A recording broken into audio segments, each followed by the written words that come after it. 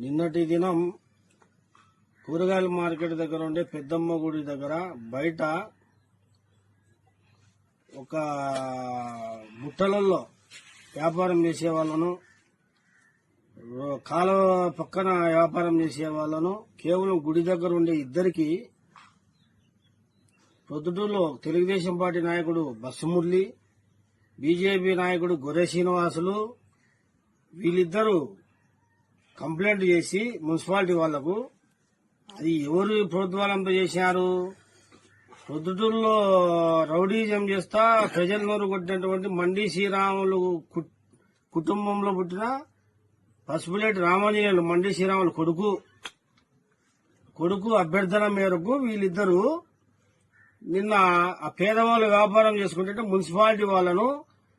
ఆ బుట్టలు ఎత్తేనికి పోలీసు బందోబస్తు తీసుకున్నారు. పోలీసు బందోబస్తు 6 మంది పోలీసు వాళ్ళని పిలుచుకొచ్చుకొని